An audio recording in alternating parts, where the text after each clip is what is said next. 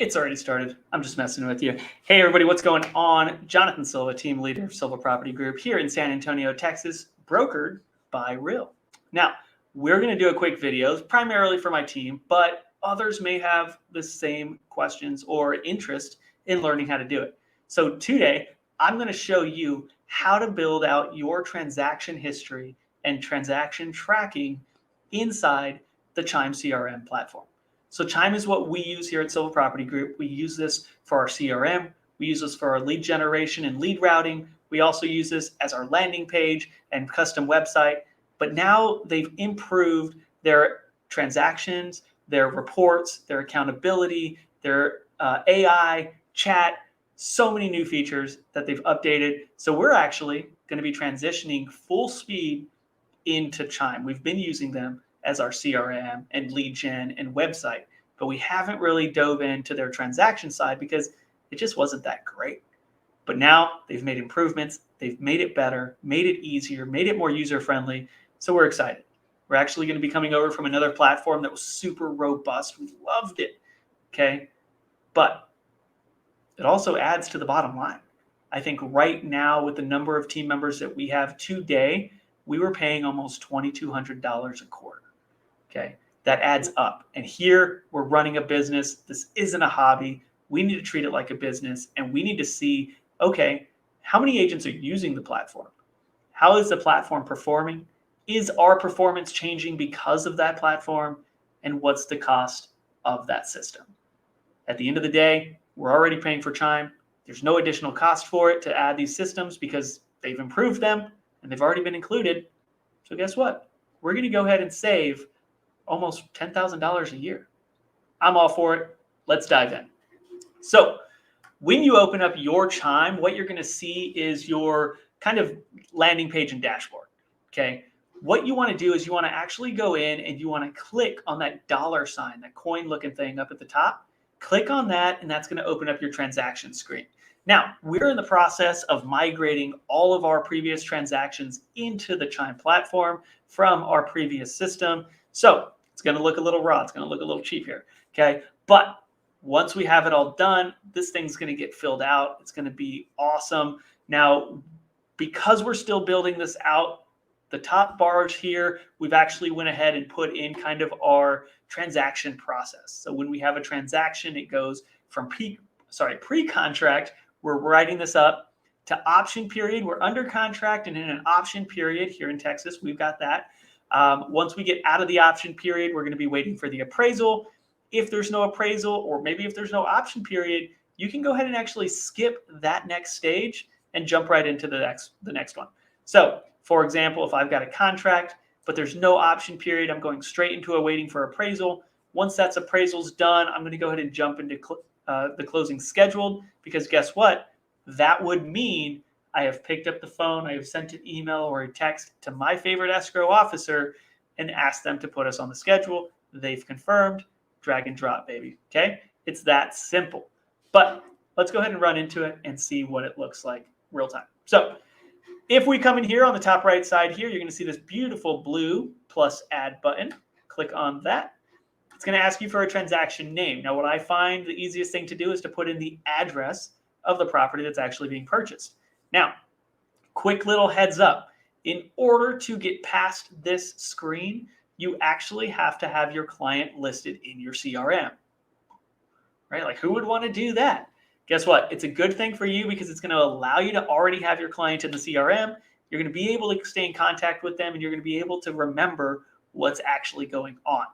All right. So if you're not there yet, pause the video, go to your CRM, add your client in, and then come back. I'll wait. Okay. So now that you've got your client in, you're going to come in here and you're going to type in the address for the property that your client is buying. We're going to go ahead and buy 123 Main Street over in Houston. You know, I like to go check out the Astros every now and then. So we're going to go ahead and buy a house, Airbnb it when we're not living there, and, you know, live life. Now, my lead, my wife, you know, she loves to buy. So we're going to go ahead and just add her in here as the buyer for this property. Now, because I've added my wife into here as the client, right? She's in my CRM because I love to see the properties that she's wanting us to buy. It's going to automatically associate that that lead belongs to me. I'm the transaction owner here. So it's going to automatically assign it as Jonathan Silva. Now, for you, it should automatically assign to you. Now, if you're on a team, it may also include your team lead. It may also include another associate that's on your team. All you would have to do is click this drop-down arrow, and it'll give you another option. For me, it doesn't do that, but for you, it might. Next, over here, transaction type. Make sure you choose the right type of transaction. For this video, we're talking about a buy, so we're going to go ahead and keep it on purchase. But you could easily change that to listings if you're doing the listing, a lease if you're doing the lease, or they also have the other option. Next up is your transaction stage. Where are you at in the transaction? If you're just getting ready to write this contract or you're waiting for it to get accepted, pre-contract's where it's at. Otherwise, come in, click that down arrow, and go ahead and pick which part of the contract you're in. All right, we're going to leave it at pre-contract just for this video. Now, once you do that, it creates the transaction, and this is what it looks like. So for our team, we will be building out some checklist items here for them to keep track of what steps need to be mastered or achieved during the transaction to make sure that it's going as smooth as possible. But for you, you can create it however you want. Now, on the left-hand side, it's going to have all of the information about your transaction. Here's going to be your checklist. You've also got your accounting, your contacts, documents that are included on that transaction, and then any history that has happened with this transaction, okay? This allows you to dive in super deep into your transaction to make sure that you know exactly what's going on, to make sure that the system can analyze and report accurately. And so that way, when you go to review your business from last month, last quarter, last year, 5 years from now, all the data is going to be in here so you can easily pull it and take a look at it from a snapshot. So right now we're in the pre-contract stage, so there's nothing really in place or confirmed, but we're going to go ahead and pretend like it is because, you know, we're confident. We write really strong offers, and we're going to make sure that that offer gets accepted. So coming in here, basic info, hit that edit button, and it's going to open it up like this. All right. So our offer price on this property was $350,000. Our commission rate advertised as from the listing agent is 3%. That's going to give us a GCI of $10,500. Now, from that GCI, depending on how your structure works, here with Silva Property Group, we're looking at team revenue and agent revenue. Now, what we're going to do is actually consider this to be GCI for the team and GCI for the agent. All right, so depending on what structure you're on, let's say, for example, an 85-15 split. 85-15 split would mean that the agent is getting 85% of the transaction, and the team is actually going to get the other 15%. So based off that, we're looking at about $89.25 for the agent and about $15.75 for the team. All right, so those are our GCIs. If you want to dive in deeper to know what's my actual amount that I'm earning, you can go ahead and modify those numbers as you please. It's all written in for you, so it's not even auto-calculating or non-editable. You can change it how you want. Now, we come down here, we go ahead and do an expected close date, just for argument's sake. Let's say September 30th. When did we have the appointment with the client? Oh, we met on the 17th. Okay, when was the agreement signed? When did you execute that contract? On the 18th. The offer date was on the 18th. Sorry. Back it up a little bit. Agreement signed. That's your agreement with the buyer. So here in Texas, we've got our buyer representation agreement. When was that agreement signed? We're going to fix that and say it's on the 17th, the day that we met. We offered on the next property we saw on the 18th. We contracted on the 18th. The appraisal is scheduled for September 2nd. Fast forward through all of these things. Let's just act like I'm telling you what I'm putting in here.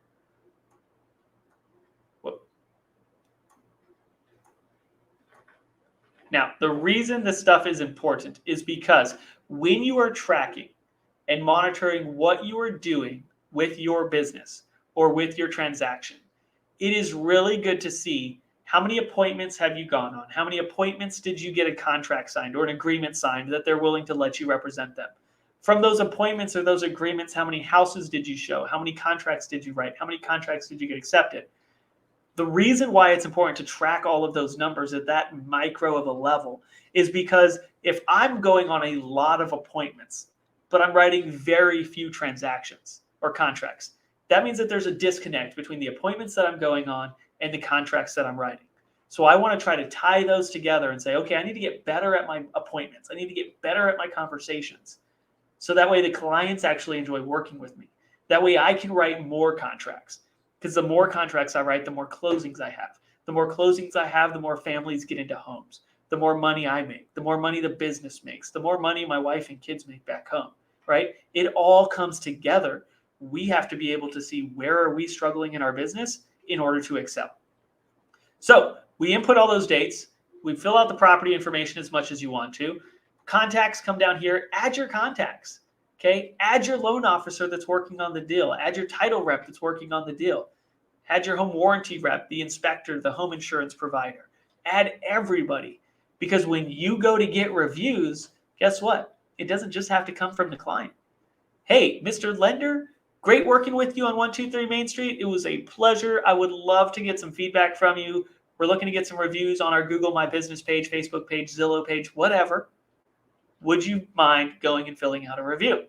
Boom, title, lender, home insurance, home warranty, the client, the other agent, the other client. Everybody can leave reviews. Knock out those reviews. So, not going to worry about that for the sake of the video, but know that you can do that. So when you come onto here, now it's calculating in your information. Now it populated all of those dates. You can also come in, instead of opening that up, you can also come in here on the left-hand side and just change individually what you want to change. So if your closing gets pushed for any reason, oh, bummer, my closing date's getting pushed. All right, expected closing date's now October 4th. Bummer. Automatic. Boom. It's going to update. Okay. It's going to update on your calendar from within Chime. It's going to update your task list so you know what's coming next. Okay. It all syncs together. Super convenient. All right. So let's get out of the transactions view here. Let's go back into our transactions tab. As you can see, I like to look at this in a block format. I think it's easy to see. It's like kindergarten proof. Okay. Beautiful colors. I just have to stay in the lines type of thing. Or if you want, they also have a list format. I'm not a big fan of it. It looks too black and white. I like the colors. I'm going to go back to block. Now, as you're progressing through the transaction, it's important to kind of stay up to date with your transaction, where it's at. So, all right, we wrote the contract. We got it accepted. We do have an option period on there. So we're going to drag this over to the option period, and we're going to drop it on. Automatic, it goes into the option period. It knows that it has updated its transaction stage. We're going to continue this all the way through. We don't have an appraisal on the property. We're paying cash, so it's okay. We're going to go ahead and just schedule closing. I'm going to drop it over at closing schedule, make sure that I close or that I schedule that closing, because if it's in this column, guess what you're not doing? You're not trying to schedule closing, okay? If you have maybe an admin that handles this process for you, go ahead and add in schedule closing. Agent can drag and drop and tell the admin, hey, go ahead and schedule that closing.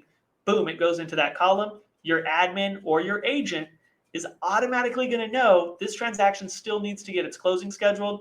Let's pick up the phone. Let's talk to our title rep. Let's get this closing scheduled. Once it's done, now we can drop it into closing schedule. Okay. Next, we got the clear to close from title and the lender. Boom, we're cleared to close. Drag and drop. Come on. There it is. Boom, we're ready to rock and roll. Now we can start asking for reviews, because at closing day and moving time, nobody wants to leave reviews. Ask for your reviews before you close. After you've cleared to close, you're ready to go. Everything's good. Clients are happy. You're happy. Title's happy. Let's get reviews. Boom, boom, boom. Okay.